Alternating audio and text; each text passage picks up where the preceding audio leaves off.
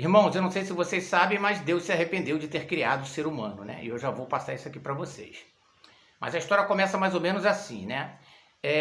No capítulo 2, versículo 7 de Gênesis, Deus cria o ser humano e lhe dá um sopro na narina e o homem passa a ser uma alma vivente. Deus dá determinadas atribuições e ordens a Adão e Eva. Os dois desobedecem a Deus, né? Comem do fruto do pecado. Em seguida, no capítulo 4, Caim mata Abel. E aí, no capítulo 6, verso 5 de Gênesis, Deus fala o seguinte: quando o Senhor viu que as pessoas eram muito mais e que sempre estavam pensando em fazer coisas erradas, ficou muito triste por haver feito os seres humanos. Deus se entristeceu de ter nos criado. O Senhor ficou tão triste e com o coração tão pesado que disse: vou fazer desaparecer da terra essa gente que criei, e também todos os animais, os seres que se arrastam pelo chão e as aves, pois estou muito triste porque eu os criei. Ou seja, Deus se entristeceu pela nossa desobediência e pela maldade do nosso coração. E até hoje, é claro, isso não mudou, só piorou. Mas, porque aqui muda a história da humanidade. Ó. Deus tinha feito um paraíso para nós vivermos, né? Não ia haver morte, não ia haver sofrimento, não ia haver fome, não ia haver angústia, não ia haver depressão, nada disso.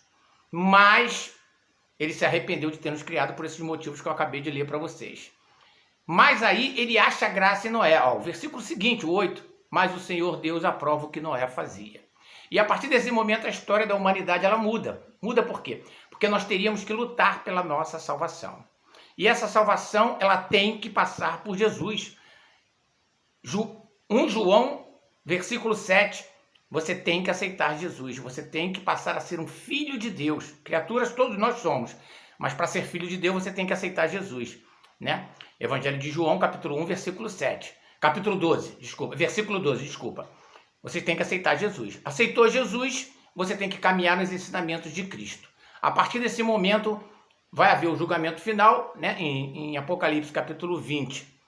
Versículo 13, 14 e 15, vai haver o julgamento final, né? Vão ser abertos os livros, vai haver o julgamento, e aí vamos ver quem é que vai ser aprovado para viver no novo corpo, numa nova terra, mas naquele paraíso que Deus havia criado lá atrás. É assim que funciona a vida dos seres humanos. É para isso que nós estamos aqui, para lutarmos pela nossa salvação. Só que Deus deixou, em 1 João, capítulo 5, versículo 19... Deus deixou Satanás governar o mundo, ele permitiu que Satanás governasse o mundo, esse mundo que vivemos. Para quê? Para que houvesse uma luta entre o bem e o mal e para ver quem vai ser aprovado ou não para ser salvo. É difícil você ouvir isso dentro de uma igreja, é muito difícil, né? Dificilmente, pouquíssimos pastores pregam salvação, né? A maioria prega o que eu chamo de engodo, né? Fora os estelionatários da palavra de Deus. Bom, enfim, nós estamos aqui, resumindo, para lutarmos pela nossa salvação. Tudo que você vê ao seu redor, que é criado pelo mundo, é de Satanás. E ele faz isso para quê? Para tirar a tua atenção do caminho da salvação. Então há que se vigiar muito, né? Porque Satanás não é ninguém sem ocupar uma mente. Ele precisa de uma mente para poder penetrar ali dentro e usar essa pessoa. Porque sem isso ele não é ninguém. Portanto, fiquem espertos, né? Lutem pela salvação de vocês seguindo os ensinamentos de Cristo.